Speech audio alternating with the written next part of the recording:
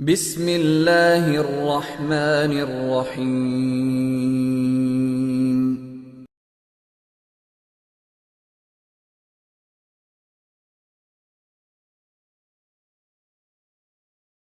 سید اسماعیل شہید رحمۃ اللہ علیہ بنیان پہنی ہے، دھوتی باندھی ہے اور سر پہ پگڑی نہیں۔ پگڑی کیوں نہیں تھی؟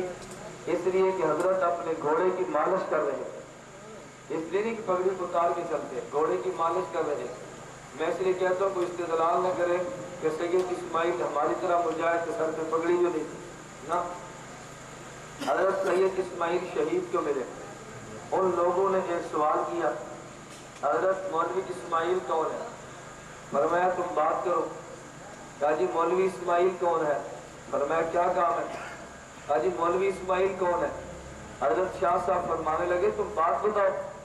وہ سمجھ گئے کہ مولوی اسماعیل یہی ہے۔ حضرت سے انہوں نے چند ایک سوال کیے، مولانا اسماعیل شہید رحمۃ اللہ علیہ نے سوالات کے جواب دیے۔ ان کے ذہن میں یہ بات آئی کہ مولانا اسماعیل شہید تو عالم تھے، ہمارے سوالات کے جواب دیں گے۔ سید احمد شہید عالم نہیں ہے، ہمارے سوالات کے جواب نہیں دے گا۔ پوچھا جی سید احمد کہاں پر ہے؟ حضرت سید احمد شہید کے پاس پہنچے۔ حضرت رحمۃ اللہ علیہ کی مجلس میں خواص بھی تھے، مریدین بھی تھے۔ انہوں نے کہا حضرت ہم نے آپ سے سوالات کرنے ہیں۔ حضرت سید احمد رحمۃ اللہ علیہ نے فرمایا پوچھو۔ ان نے سوالات کیے، منقولات کے بھی اور معقولات کے بھی۔ منقولات کے مراد قرآن، احادیث، فقہ، منقولات کے سوال کیے۔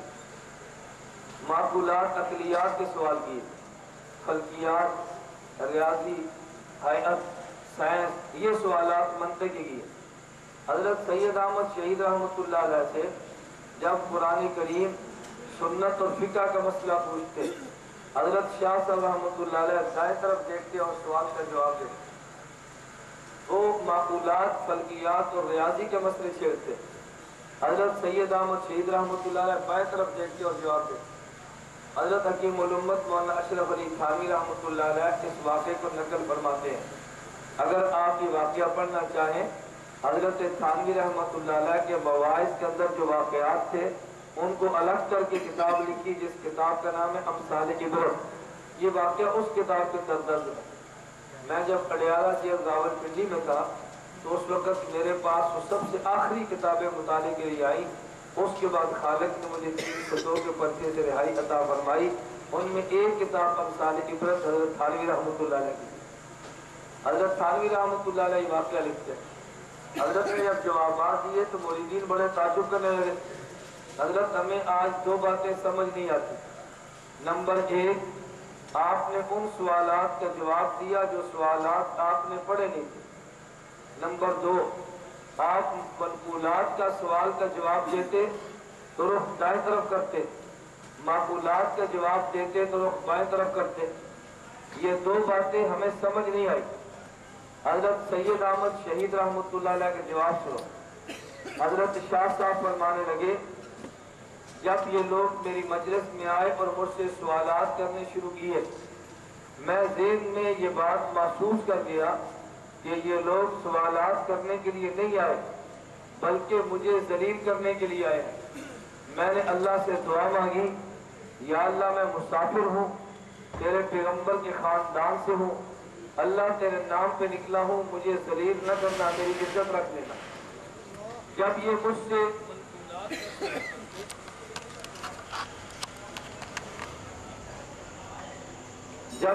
سے منقولات کا سوال کرتے، اللہ امام غزالی کی روح کو میرے دائیں طرف حاضر کرتے، میں ان سے پوچھ کے جواب دیتا۔ جب سے مجھ سے منطق اور فلسفے کا سوال کرتے، ابن سینا کی روح بائیں طرف آتی، میں ان سے پوچھ کے جواب دیتا۔ یہ حضرت سید احمد شہید رحمۃ اللہ علیہ جو عالم بھی تھے اور مجاہد بھی تھے۔ یہ میری تمہید آپ کے ذہن میں ہوگی تو میں جلسے کے عنوان سے گفتگو کروں گا اور آپ ذرا سمجھیں گے انشاءاللہ۔ سید احمد شہید رحمۃ اللہ علیہ عالم بھی تھے اور سید احمد شہید رحمۃ اللہ علیہ مجاہد بھی تھے۔ حضرت سید احمد شہید رحمۃ اللہ علیہ نے تحریک کو چلایا۔ اس تحریک کے نتیجے میں حضرت سید خود بھی شہید ہوئے، حضرت سید اسماعیل بھی شہید ہوئے۔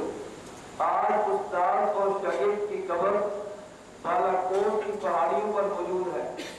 گزشتہ سال زلزلہ آیا، بالاکوٹ کا شہر ملیا میٹ ہوا، لیکن سید احمد کی قبر اب بھی موجود ہے۔ شہر میں زلزلہ آیا، دیواروں میں دراریں پڑی ہیں، اور سید اسماعیل شہید کا جہاں سر دفن کا جگہ آج بھی موجود ہے۔ ان علاقوں میں جن لوگوں نے جہاد کے نام پہ مسلک کی اشاعت کی ہے، حضرت سید احمد شہید کی قبر کا محفوظ رہنا ان کے منہ پر تماچا ہے۔ حضرت سید اسماعیل شہید کی مبارک قبر کا محفوظ رہنا ان حضرات کے لیے بہت بڑی بات ہے، اس لیے کہ سید اسماعیل شہید رحمۃ اللہ علیہ غیر مقلد نہیں تھے، حضرت امام اعظم ابو حنیفہ رحمہ اللہ کے ماننے والے اور مقلد تھے۔ حضرت امام ابو حنیفہ کے مقلد حضرت غازی عبدالرشید صاحب شہید ہوئے۔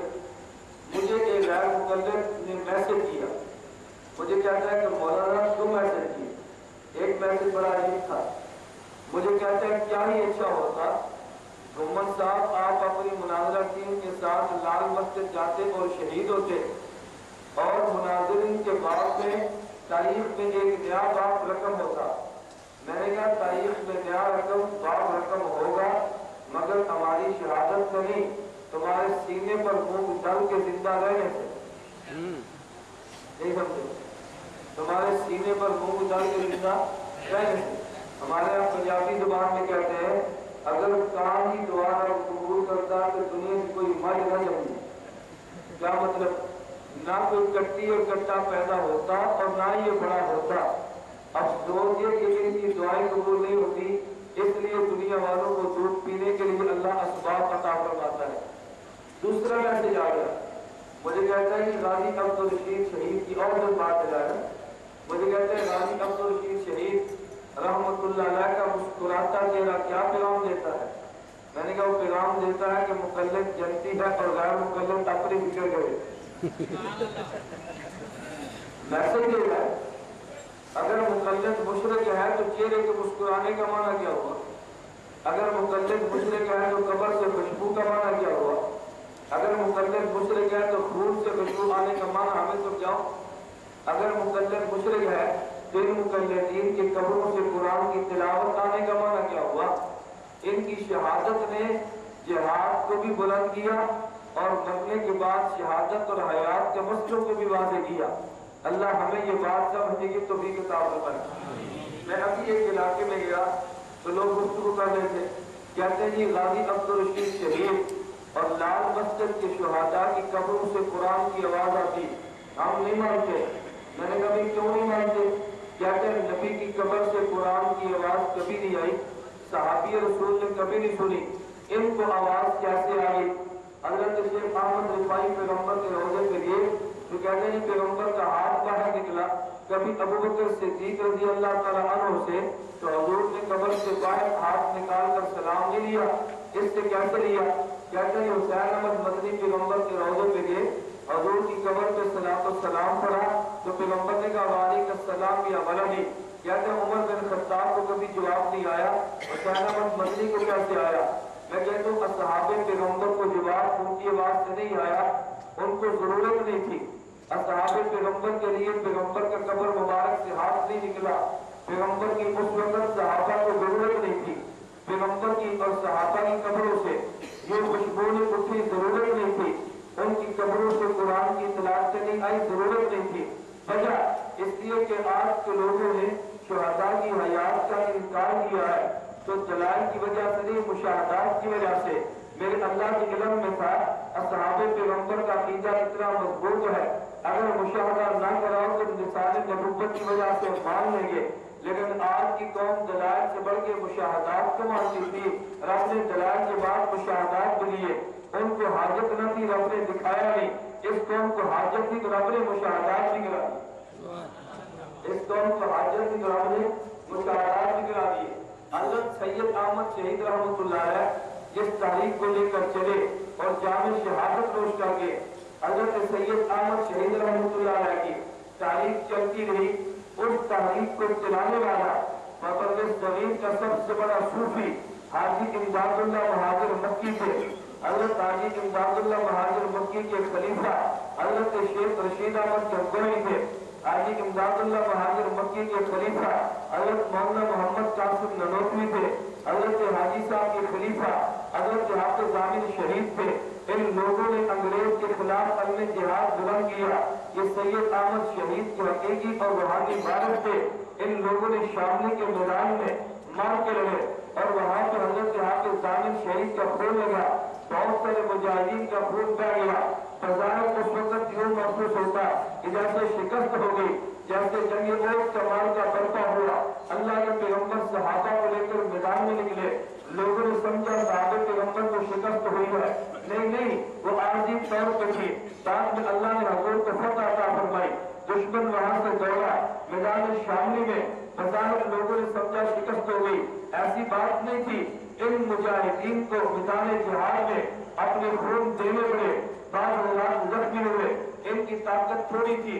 حضرت مولانا قاسم ننوتوی قاسم العلوم والخیرات، ان نے اپنے ساتھیوں سے مشورہ کیا، ہماری طاقت کم ہے، اگر لڑیں گے تو ممکن ہے آئندہ ان کے خلاف جہاد کرنے والا کوئی نہ ہو۔ مشاورت کے ساتھ یہ طے ہوا ہندوستان کی سرزمین پہ ایک ادارہ قائم کر دیا جائے، وہ ادارہ بظاہر تو دارالعلوم ہوگا لیکن در حقیقت دنیا کفر کے خلاف چلانے جہاد ہوگا۔ وہاں کو مدرسہ بنا دیا گیا، مولانا قاسم ننوتوی خود سرپرست بنے، مولانا رشید احمد گنگوئی رحمۃ اللہ علیہ اس مدرسے کے خود سرپرست بنے۔ حضرت شیخ الہند محمود الحسن دیوبندی اس مدرسے میں داخل ہوئے، علامہ محمود الحسن وہاں پہ پڑھانے کے لیے بیٹھ گئے۔ حضرت رفیع الدین کو رحمۃ اللہ علیہ کا پریزیڈنٹ بنایا گیا، حضرت صوفی عابد کو اس مدرسے کا نگران بنایا گیا۔ تعلق دیوبند بنا، تعلق دیوبند کے ذمہ دو کام تھے، نمبر ایک دنیا طاغوت کے خلاف مسلمانوں کو جہاد کے لیے تیار کرنا، نمبر دو دنیا فتنوں کے خلاف علماء اور عوام کو دلائل دینے۔ پھر تعلق دیوبند نے افراد پیدا کیے، کسی کا نام قاسم ننوتوی تھا تو ان نے تنہا جنگ لڑی ہے ہندو پنڈت کے خلاف، جنگ لڑی ہے مولانا قاسم ننوتوی نے، آریہ ہندو کے خلاف جنگ لڑی حضرت امیر شریعت نے، مرزائیت کے خلاف جنگ لڑی حضرت مولانا علامہ انور شاہ کشمیری رحمۃ اللہ علیہ نے، مرزائیت کے خلاف جنگ لڑی ہے حضرت مولانا چاند پوری نے، بریلویت کے خلاف جنگ لڑی ہے حضرت شیخ زکریا نے، مودودیت کے خلاف جنگ لڑی ہمارے اکابر نے۔ تمام فتنوں کے خلاف اپنے قلم کو بھی حرکت میں لائے اور اپنی زبان کو بھی حرکت میں لائے اور اپنے عمل کے ساتھ جہاد کا اعلان کیا۔ تعلق دیوبند سے تاریخیں چلتی رہی، آپ حضرات نے محسوس کیا کہ جب بھی دنیا میں انگریزوں نے مسلمانوں کو خوف زدہ کرنے کی کوشش کی ہے، علماء دیوبند نے بھرپور دفاع کیا، لیکن علماء دیوبند نے ایک بات کو شدت سے محسوس کیا کہ جب انگریز کو ملک سے نکالا، حضرت شیخ الہند نے اعلان کر دیا انگریز کے خلاف جہاد کا، اور پہلا اعلان یہ کیا ترک موالات کر دو، انگریزوں کے مال کو لینا چھوڑ دو، انگریزوں کی فوج میں بھرتی ہونا چھوڑ دو۔ اس تاریخ کو کامیاب کیا گیا۔ حسین احمد مدنی رحمۃ اللہ علیہ اس تاریخ کے شیخ الہند کے بعد سرخیل تھے تو انہوں نے دو کام کیے، نمبر ایک امت کو علمی جہاد بھی دیا، نمبر دو امت کو عملی جہاد بھی دیا۔ معلوم ہوا اگر کافر میدان جنگ میں اترے تو مسلمان کو چاہیے میدان جنگ میں نکل جائے، لیکن اگر کافر دلائل کے ساتھ مسلمانوں کے اذان کو خراب کرے، ان کو چاہیے دلائل کے ساتھ جواب عطا کر دے۔ میں نے اس کے لیے حدیث پیغمبر پڑھی ہے، حضرت عبداللہ بن عباس رضی اللہ تعالیٰ عنہما فرماتے ہیں اللہ کے پیغمبر نے فرمایا اقرب الناس من درجۃ النبوۃ اہل الجہاد و اہل العلم۔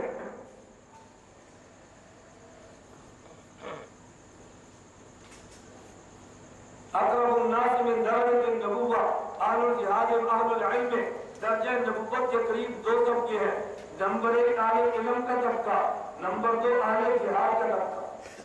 نمبر ایک اہل علم کا طبقہ، نمبر دو اہل جہاد، توجہ رکھنا، نمبر ایک اہل علم کا طبقہ، نمبر دو اہل جہاد کا طبقہ۔ کیوں؟ فرمایا لأن اہل العلم لأن اہل الجہاد یجاہدون علی ما جاءت به الرسل۔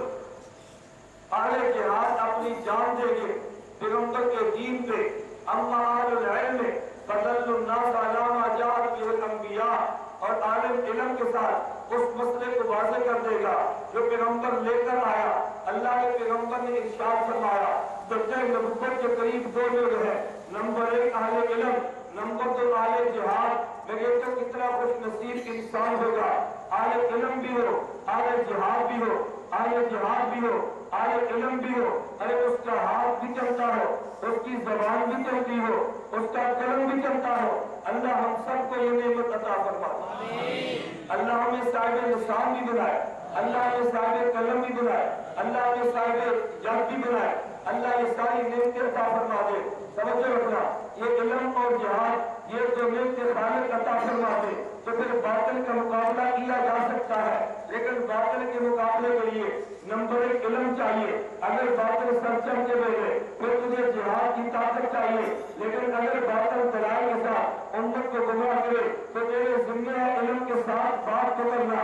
اگر ہاتھ سے روکے تو تجھے روکنا چاہیے، نہ روک سکے تجھے زبان سے روکنا چاہیے، نہ روک سکے تجھے ہاتھ سے روکنا چاہیے۔ ہمارے اکابر کا توجہ رکھنا، مزاج کیا تھا، ہم نے حدیثوں کے کبھی مانے غلط سمجھے اور غلط بیان کر دیے۔ اللہ کے پیغمبر نے ارشاد فرمایا من رأى منکم منکرا فلیغیرہ بیدہ، اگر تم گناہ کو دیکھ لو اپنے ہاتھ سے بدل لو، اگر ہاتھ سے بدلنے کی طاقت نہیں رکھتے پھر تم اپنی زبان سے بدل لو، اگر زبان سے بدلنے کی طاقت نہیں رکھتے فبقلبہ، اپنے دل سے بدل لو۔ ہم نے دل سے بدلنے کا معنی یہ کیا اپنے ہاتھ کو استعمال کرو، نہیں کر سکتے زبان استعمال کرو، ارے نہیں کر سکتے دل سے برا سمجھو، بذالک ضعف الایمان۔ حدیث کا معنی یہ تو نہیں ہے، اللہ کے پیغمبر نے فرمایا اگر گناہ دیکھو تو ہاتھ سے بدل دو، اگر نہیں بدل سکتے زبان سے بدل دو، زبان سے نہیں بدل سکتے دل سے بدل دو، بذالک ضعف الایمان۔ ہم نے کہا نہیں، دل سے برا سمجھنا ایمان کا آخری درجہ ہے، ارے دل سے برا سمجھنا ایمان کا آخری درجہ نہیں ہے، دل سے بدل دینا یہ ایمان کا آخری درجہ ہے۔ کیا مانا، اگر طاقت ہے ہاتھ سے بدل دے، نہیں تیرے پاس طاقت اپنی زبان سے بدل دے، کیا مانا حق کو بیان کر دے، اگر زبان کی طاقت بھی نہیں ہے دل سے بدل دے، دل سے بدلنے کا مانا یہ ہے ارے حجرے میں بیٹھ کے پڑھنا شروع کر دے، حجرے میں بیٹھ کے رونا شروع کر دے، اور کمرے میں بیٹھ کے خالق سے دعائیں مانگنی شروع کر دے۔ اللہ سے مانگ تو صحیح نا، اللہ میں مر نہیں سکتا، اللہ سے مانگ تو صحیح نا، اللہ میں زبان سے جہاد نہیں کر سکتا، اللہ سے مانگ تو صحیح نا، اللہ گناہ کو بدل دے، اللہ فتنوں کو بدل دے، اللہ ان فتنوں سے ہماری نجات عطا فرما دے۔ ہم نے مانا کیا لیا، ارے دل سے برا سمجھ، صرف دل سے برا سمجھنا کافی نہیں ہے، دل سے برا سمجھا ہے تو ہاتھ سے روکا ہے، دل سے برا سمجھا ہے تو زبان سے روکا ہے، دل سے برا سمجھا ہے تو دل سے بدل ڈالنا، دل سے بدل ڈالنے کا مانا کیا ہے۔ تم پہ اشکال ہوا، کہتے نہیں علماء دیوبند کہتے توجہ کرو، ہم توجہ کے کام ہے، روحانیات بھی ہوتی ہے، ہم روحانیات کو نہیں مانتے، لیکن تو روحانیات سے توجہ کرنا یہ پیغمبر کی حدیث بتا رہی ہے۔ اگر گناہ کو دیکھا ہاتھ سے بدل ڈال، نہیں بدل سکتا زبان سے بدل ڈال، نہیں بدل سکتا تو دل سے بدل ڈال۔ نہیں سمجھے، دل سے بولیے نا، دل سے، تو دل سے بدلنے کا معنی برا سمجھ نہیں، دل سے بدلنے کا معنی برا سمجھ یہ معنی کو نہیں ہے نا، دل سے بدل ڈالنے کا معنی بھی تو کوئی ہوگا نا، دل سے بدل ڈالنے کا کوئی معنی بھی تو ہوگا نا۔ نہیں سمجھے، میں نے تمہیں بات سمجھانا چاہتا ہوں نا، ہمارے آج یہ بحث چل رہی ہے، اور علماء کہتے ہیں صحبت سے بدل جاتا ہے، نظر سے بدل جاتا ہے، ارے اس کے بزرگوں کے قریب جاؤ تو بدل جاتا ہے۔ ہری پور میں گیا، میں نے آپ کو بتایا تھا، اشکال آ گیا، کہتا جی حضرت تھانوی نے لکھا ہے، میں نے کہا جی کہاں لکھا، کہا جی ارواح ثلاثہ میں لکھا ہے، میں نے کہا جناب کیا لکھا، کیا حضرت تھانوی لکھتے ہیں فلاں بزرگ دہلی کی جامع مسجد سے باہر نکلے، ارے کتے پہ نگاہ پڑی تو کتا کامل ہو گیا، اور پھر وہ کتا آگے چلا تو پیچھے کتے اور چل پڑے اور سارے کتے مراقبے میں گر گئے، اس میں گر گئے۔ کہتے ہیں واہ جی واہ، ولی کی نگاہ پڑی تو نبی کی نگاہ پڑتی ہے، ابو جہل نہیں بدلتا، نبی کی نگاہ پڑتی ہے، ابو طالب نہیں بدلتا، کہتے ہیں ولی کی نگاہ بدلی ہے، کتا بدل گیا۔ اور میں نے کہا اللہ کے بندے تو میرا عقل دے، بلال بدلا تھا تو پیغمبر کی نگاہ سے بدلا تھا نا، ابو بکر صدیق بدلے تو پیغمبر کی نگاہ سے بدلے تھے نا، عمر بن خطاب بدلا پیغمبر کی نگاہ سے بدلا تھا، یہ مت کیا پیغمبر کی نگاہ سے نہیں بدلتا، پیغمبر کی نگاہ سے بدل جاتا ہے، بدلنے کا ارادہ نہ ہو، کافر زندگی نہ ہو بدل جاتا ہے، کافر ارادی نہ ہو بدل جاتا ہے، خالق علاج کے فیصلے کرتے پھر بدل جاتا ہے۔ کہتے ہی نہیں بدلا، میں کہتے نہیں 1,44,000 اصحاب پیغمبر جو بدلے ہیں یہ پیغمبر کی نگاہ سے بدلے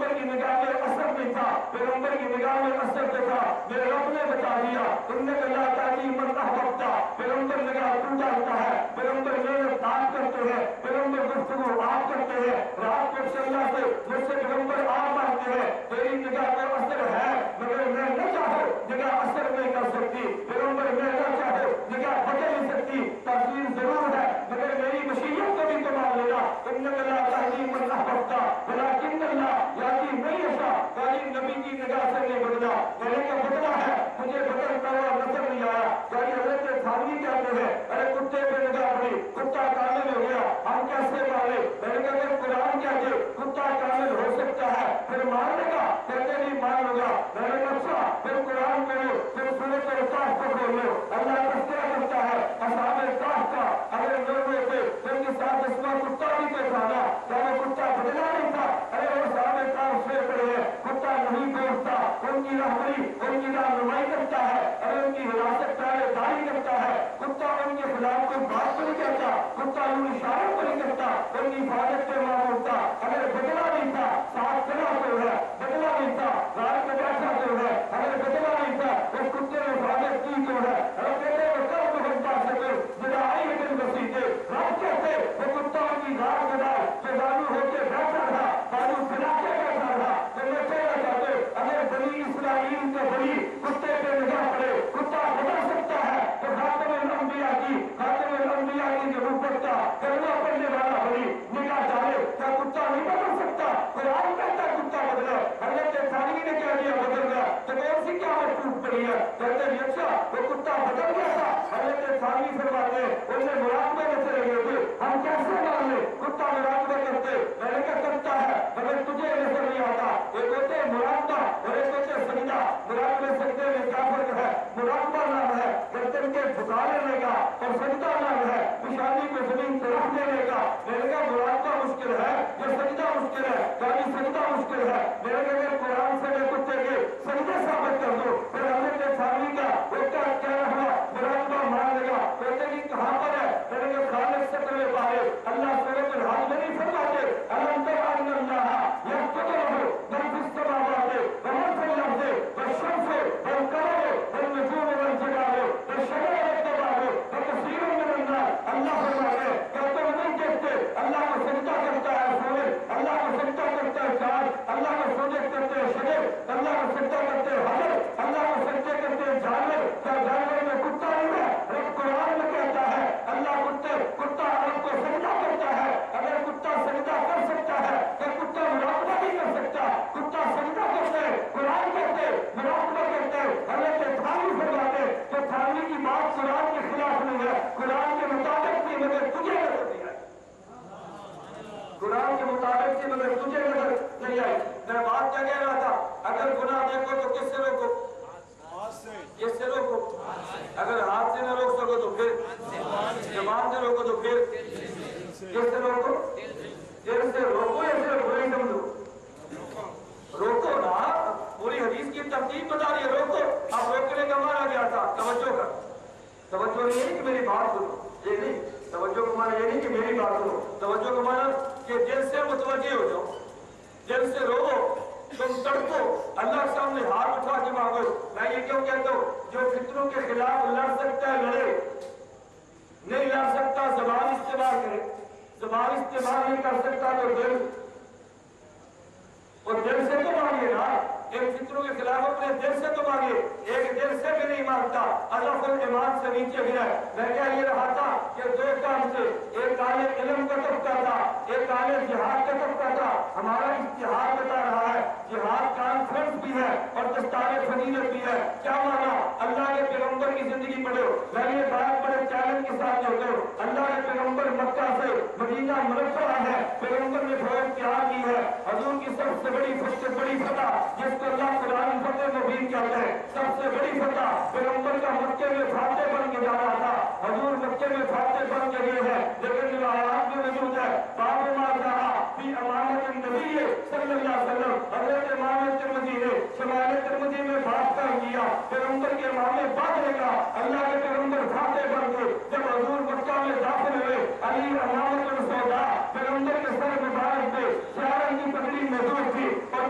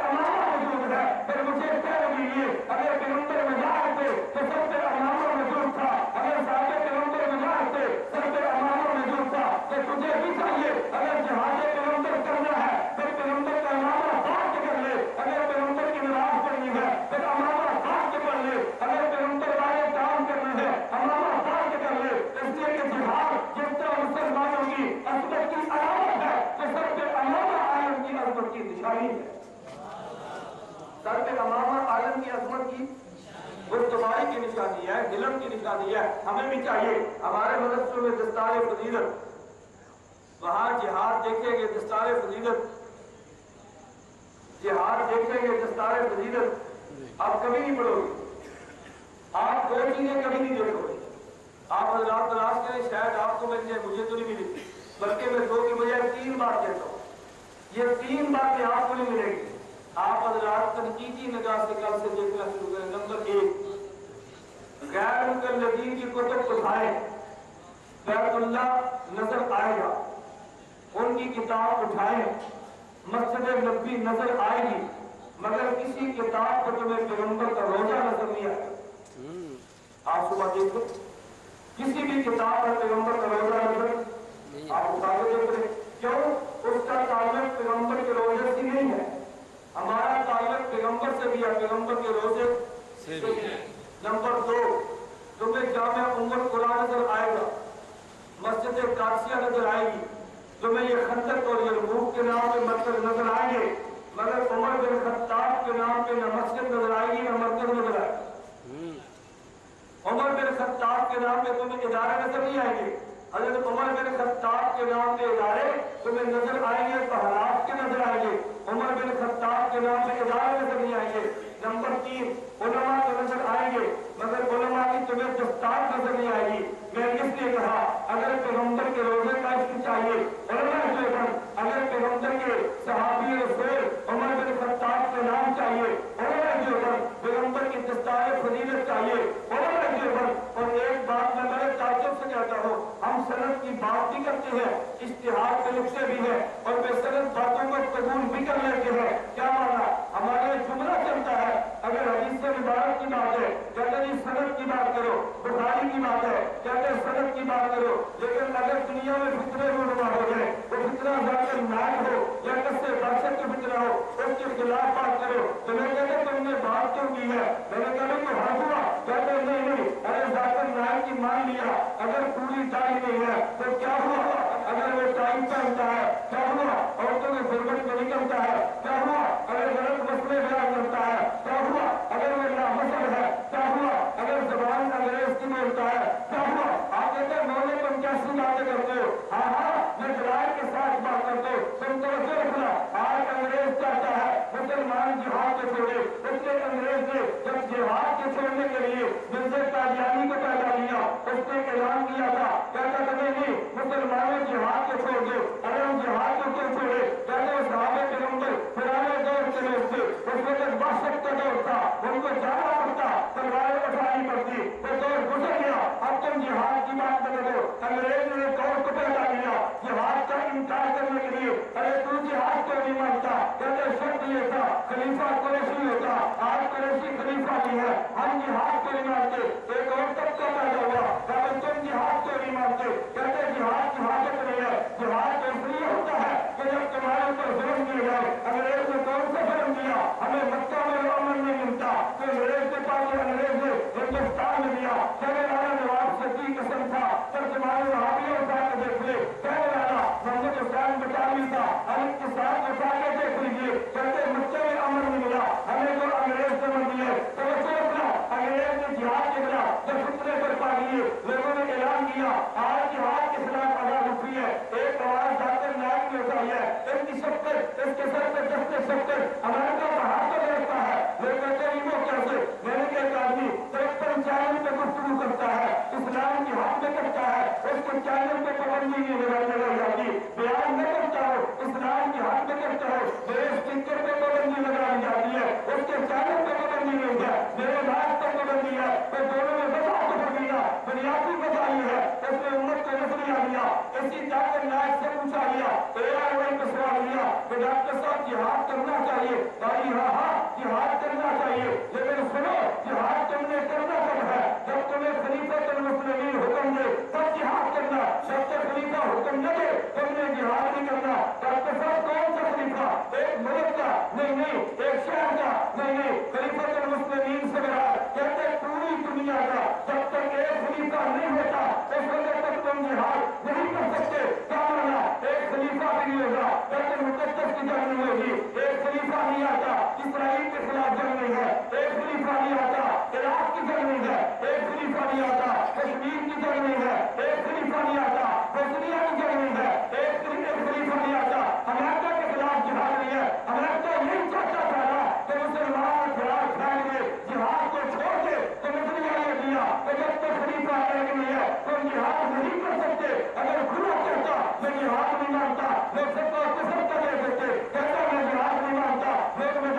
کر کے احتجاج اور مظاہرہ کرتے تھے. انہوں نے کہا نہیں میں جہاد مانتا ہوں مگر شرط یہ ہے کہ پوری دنیا میں ایک خلیفہ ہوگا تو جہاد کرنا. جب تک ایک خلیفہ نہیں آتا تو جہاد نہ کرنا. کیا مانا؟ نہ خلیفہ ہوگا نہ جہاد ہوگا. امریکہ کو کیا چاہیے؟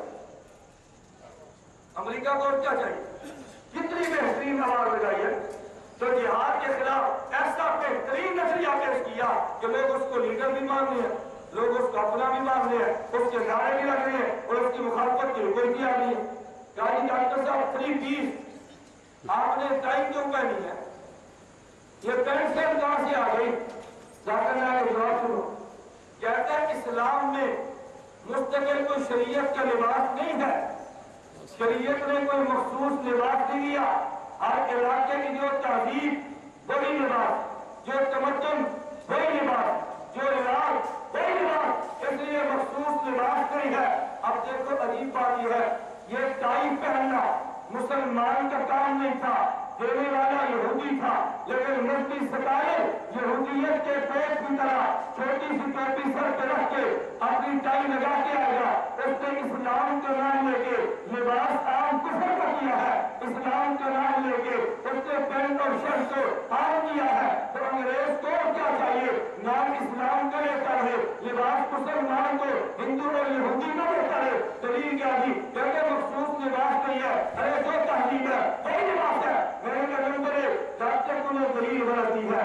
نمبر 1 تو نے دلیل غلط دی ہے. نمبر 2 اگر تیری دلیل کو ٹھیک تسلیم کر بھی دیا جائے تو پھر چاہیے یہ تھا کہ تو نے لنگی اور دھوتی پہنی ہوتی, یا تو نے تنگ پجامہ پہنا ہوتا, اوپر تو نے لمبا کرتا پہنا ہوتا, اوپر تو نے کشتی نما ٹوپی پہنی ہوتی, اور تیرے کندھے پہ ایک رومالی یا چھوٹی سی لنگیا ہوتی. لوگ سنتے ڈاکٹر صاحب آپ نے پڑھے لکھے ہو کے یہ لنگی پہن لی, پڑھے لکھے ہو کے آپ نے لمبا کرتا پہن لیا, پڑھے لکھے ہو کے یہ تم نے کیا کشتی نما ٹوپی پہن لی, پڑھے لکھے ہو کے تم نے رومالی کندھے پہ رکھ لی. تو جواب دیتا میں ہندوستان کا رہنے والا ہوں, میری تہذیب یہی ہے, یہی میرا لباس ہے. عجیب بات یہ ہے کہ تو نے جس پیغمبر کا کرنا پڑا وہ مدینہ کا رہنے والا, جس پیغمبر کا کرنا پڑا وہ مکہ کا رہنے والا. پیغمبر کا لباس تو نے نہیں پہنا, پیدا تو ہندوستان میں ہوا, تو نے تہذیب کو بھی نہیں چھوڑا. لباس یورپ کا, اگر تیری دلیل کو مان لیا جائے پھر تجھے یورپ کا لباس نہیں ہندوستان کا لباس کرنا چاہیے تھا نا. نہ نبوت کا لباس ہے نہ تہذیب کا لباس ہے. پھر مجھے کیا لگے نبوت کی زبان بھی نہیں بولتا, ہندوستان کی تہذیب کی زبان بھی نہیں بولتا, بلکہ یورپ کی زبان بولتا ہے. کون سی زبان بولتا ہے؟ بولیے نا کون سی بولتا ہے؟ یورپ کی بولتا ہے. لوگ کہتے ہیں جی مولوی ہر کسی کے خلاف, ہر کسی کے خلاف. نہیں نہیں, ہر کسی کے خلاف نہیں, ہر آدمی کے غلط مسئلے کے خلاف. ہمیں کیا ڈاکٹر نے ایسی کوئی عدالت بڑے شوق سے بیان کرو, بڑے شوق سے دلائل دو, لیکن غلط مسئلہ بیان کرو گے تو ہم تمہاری غلطی پر امت کو تنبیہ ضرور کریں گے. یہ نہیں ہوگا تمہاری غلطیاں بھی نظر انداز کر دی جائے. میں نے عرض کیا جہاد کے نام پہ نظریہ غلط کیا کہ نہیں؟ بولیے نا. آپ ARY میں آپ اس کی یہ ڈاؤن لوڈ کر لو, سیڈیوں میں آپ دیکھ لو, تو میں نظر آئے گا جو میں نے بات کی ہے. نظریہ غلط کیا کہ نہیں؟ امت کو غلط جواب دیا کہ نہیں؟ امت کو غلط دیا کہ نہیں؟ ڈاکٹر صاحب پردہ پردہ چہرے کا نہیں ہے, چہرے کا پردہ نہیں ہے, پردہ تو باقی جسم کا ہے. اچھا بھائی چہرے کا پردہ کیوں نہیں؟ یہی بات ڈاکٹر نائک کہہ رہے ہیں, یہی بات جاوید گاندھی کہہ رہے ہیں. جاوید گاندھی آپ کے لاہور کا فکر ہے, کہا جی پردہ نہیں ہے چہرے کا. کیوں نہیں ہے؟ کہتا ہے قرآن کہتا ہے الا ما ظہر منھا, تم اپنے بدن کو چھپا لو مگر بدن کا وہ حصہ جو ظاہر ہے تم اس کا پردہ. قرآن کہتا نہیں ہے. میں نے کہا قرآن تجھ پہ نہیں اترا, قرآن اللہ کے پیغمبر پہ اترا ہے, تو شرع پیغمبر کرے گا, شرع تو نہ کر. شرع کون کرے گی؟ اور پیغمبر شرع کیا فرماتا ہے؟ توجہ رکھنا, پیغمبر شرع کیا فرماتے ہیں؟ نبی کریم صلی اللہ علیہ وسلم موجود ہیں اور گھر میں پیغمبر کی 2 بیویاں مومنین کی مائیں موجود ہیں. حضرت عبداللہ بن ام مکتوم نبینے صحابی ہے. کیسے صحابی؟ دلیل میں بٹھا لو, نبینے صحابی. رسول اللہ صلی اللہ علیہ وسلم نے ازواج مطہرات سے فرمایا احتجبا عنہ, اس سے پردہ کرو. کس سے پردہ؟ صحابی کون ہے؟ बेटा, पैगंबर का रूहानी बेटा और नबीना एक तजर्बा है, इससे पर्दा करे पर्दा। अब अज़वाजी मुताहरा का सवाल करो, या रसूल अल्लाह अलैसा हुआ आमा, ये अंधा नहीं है क्या? नबीने से भी पर्दा होता है? अज़वाजी मुताहरा ने सवाल किया रज़ी अल्लाह ताला अन्हा, अलैसा हुआ आमा, अल्लाह के पैगंबर वो नाबीना नहीं है? नाबीने से भी पर्दा। हजूर ने जवाब दिया अफ़आमिया वान अंतमा, अगर वो अंधा है क्या तुम नहीं देखती? अलस्तमा तुबसिरानी, क्या तुम नहीं देखती? तवज्जो रखना। अब मसला पैगंबर ने क्या बताया? सहाबी नबीना, सहाबी और किसके घर आया? नबी के घर। अज़वाज उम्महात, पैगंबर की बीवियां तुम्हारी माँ है, अपनी रूहानी माँ के घर आया, फरमाया पर्दा करो। क्या मतलब? मैं एक मसला बताना चाहता हूँ। हमारे पता है पर्दे का मफहूम क्या है? मौलाना साहब बयान कर रहे हैं, औरतें यहाँ से देख रही हैं, क्यों? कहते पर्दे में बैठी है। पीर साहब आए हैं, औरतें पीछे से पर्दे के पीछे से आगे कर रही है। पीर साहब ये बात जो नशीन कर लो, मर्द के जिम्मे एक काम है, औरत के जिम्मे दो काम। मर्द के जिम्मे एक काम है, वो कौन सा? मर्द के जिम्मे है औरत को न देखे, मर्द के जिम्मे औरत को, और औरत के जिम्मे दो काम है। नंबर एक मर्द को न देखे, नंबर दो खुद को छुपाए। नंबर एक मर्द को न देखे, नंबर दो ये जो औरत पर्दे में खड़ी अपने पीर की ज़ियारत कर रही है, इसने खुद को छुपा लिया मगर पीर को नहीं देखा रहा। जिस तरह अपने आप को छुपाना इबादत है, पीर को न देखना भी इबादत है। फिर मैं ये बात कह सकता हूँ ना, हो पीर और उसके अपने पास मुरीद नहीं आए, बेहिजाब होकर इसको पीर न मान, इसको पीर न माने से मुझे बताने की हाजत नहीं है, इसको पीर न माने से मैंने इसलिए गुजारिश की है। अब डॉक्टर जाकर क्या कह रहा है? कहते हैं कि चेहरे का पर्दा नहीं है। नबी फरमाते हैं चेहरे का पर्दा, बोलिए चेहरे का पर्दा, ये कहते हैं चेहरे का पर्दा। हमने बात पैगंबर की मानी है, तेरी बात तो माने, जो किसी खाते में नहीं रखता कि तेरी बात मान ले। पैगंबर ने चेहरे पे मसला अर्ज कर दिया। सवाल आ गया, सवाल बड़ा अजीब आया। डॉक्टर साहब सवाल पूछ रहे हैं, जी पूछिए। सवाल ये पूछा कि ये मछली तो हम खाते हैं, हमें बात समझ आती है, क्या ये कछुआ और ये जो मेंढक है क्या ये भी खा सकते हैं? डॉक्टर की दलील सुन। डॉक्टर है क्योंकि डॉक्टर ने कहना ऑपरेशन था, उसके सामने इंसान को होगा मेंढक रख दो, उसके इंसान और मेंढक में कोई फर्क नहीं है। डॉक्टर की दलील सुन। डॉक्टर कहते अल्लाह कुरान में फरमाते हैं लहमन तरिया, गोश्त फ्रेश होना चाहिए, खा मछली का हो या कछुए का हो, गोश्त फ्रेश होना चाहिए, खा मछली का हो या कछुए का हो। डॉक्टर जाकर नायर की पूजा करने वाले, अगर आज मछली खाई है कल मेंढक खाओ, डॉक्टर साहब फरमा रहे हैं। आज मछली है कल कछुआ, डॉक्टर साहब फरमा रहे हैं। और मैं एक बात बड़े ताज्जुब के साथ कहता हूं, अजीब बात यह है, मौलवी का मिजाज और है, शरीयत के मुताबिक है, पीर का मिजाज और है, शरीयत के मुताबिक है, अरे तबलीग जमात का मिजाज और है, शरीयत के मुताबिक है। क्या माना? हम ये कहते हैं ईमान अल्लाह पे लाओ, नबी पे ईमान लाओ, क़यामत पे ईमान लाओ और अमल भी अच्छे करो। अगर अमल में कोताही रह भी गई, अल्लाह चाहेंगे तो फजल से माफ कर देंगे, अल्लाह शिफात से माफ करवा देंगे। अरे नहीं होगा, अल्लाह कुछ देर के लिए जहन्नम में भेज के पाप करके अल्लाह जन्नत में भेज देंगे। लेकिन जिसका बयान तूने सुना है ना, अरे जिसका आशिक तू है, उसका नजरिया भी सुन ले।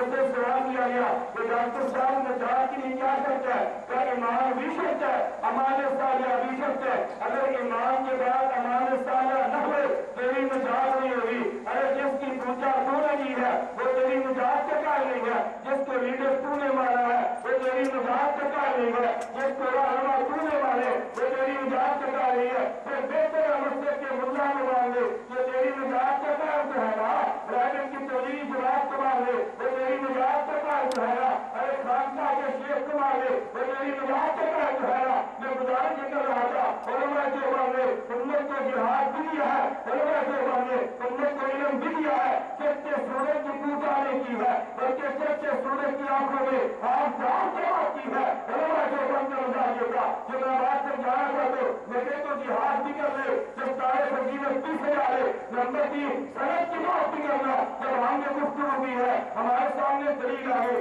ये कुरान में नहीं थी हमारे सामने दलील आ गई ये हदीस पैगंबर में नहीं थी दलील आ गई और मैं ये हमारी साहब तो कैसी बात करते हो कि टीवी में मुफ्ती आ गया हमें बात मान लेनी चाहिए अरे वो नेट पे आ गया हमें बात मान लेनी चाहिए वो तो केबल पे आ गया हमें बात मान लेनी चाहिए क्यों माननी चाहिए दलील से कहते दलील ये है कि ये ना देखो कहने वाला कौन है ये देखो क्या कहता है आए तो ही ना कहता ये ना देखो कहने वाला ये देखो क्या अच्छा आप कहते हैं भाई हदीस शरीफ में है नबी पाक ने 20 रकात तरावी पढ़ी क्या हदीस सही है ठीक है भाई क्यों सही है कहते ये रावी फलाना आ गया रफा जैन नबी पाक ने छोड़ दिया था हदीस सही है क्योंकि रावी कमजोर आ गया तो तुमने रावी को देखा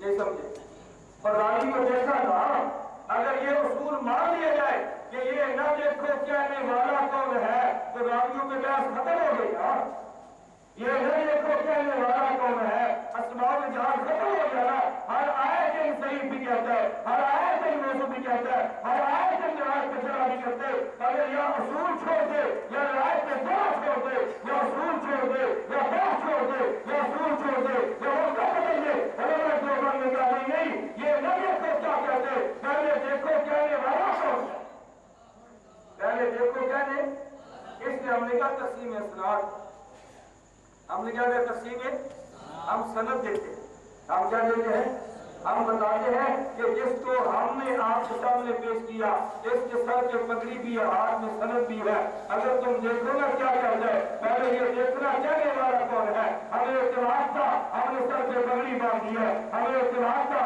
हमने हाथ में इसको सनद दे दिया क्या माना हम पगड़ी भी मानते हैं हम सनद भी मानते हैं मैं इसलिए कहता हूँ ये मौके पेश करना कि ये न देखो कहने वाला कौन है ये देखो क्या कहता है नहीं ये मौके गलत है कि अल्लाह कुरान में फरमाते हैं तुम ना अगर तुम आले इल्म नहीं हो आले इल्म से पूछ लेना लेकिन रब ने आले इल्म नहीं फरमाया आले जिक्र फरमाया चाहिए तो ये था अल्लाह ये फरमा देते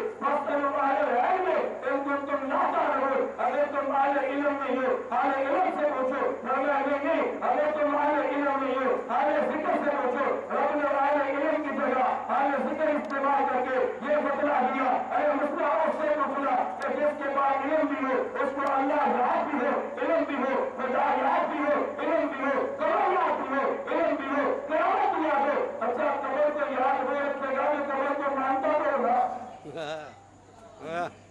कबर को कौन या कबर को ये तुम्हारे बड़ा अच्छा नाम है उस्मानी फिर का नाम क्या है तवज्जो रखना नाम क्या है बोलो नाम क्या है डॉक्टर मसूद उस्मानी के मुताबिक नाम क्या उस्मानी और इनकार किसका कबर का उस्मानी तो हुआ ना नाम क्या है उस्मानी इनकार किसका कबर का नाम उस्मानी और इनकार कबर के अज़ाब का उस्मानी गनी रज़ी अल्लाह अन्हु कबर पे खड़े हैं रो रहे कबर पे खड़े हैं रो रहे इतने आंसू से आंसू गिरते कि नालियां पड़ गई हज़रत आप जन्नत और जहन्नम के तस्करे पर जहन्नम के तस्करे पे इतना नहीं होते जितना कबर के तस्करे पे होते हैं तो तुम्हारे गरीब फरमाते हैं ये पहली मंजिल है यहाँ से बस किया आगे बढ़ जाएगा यहाँ से पकड़ा लिया आगे क्या बनेगा उस्मानी गरीब इस कब्रिस्तान में खड़े होते आंसू बहाते ये नाम उस्मानी रख के कबर का इनकार कर रहा है उस्मानी तो है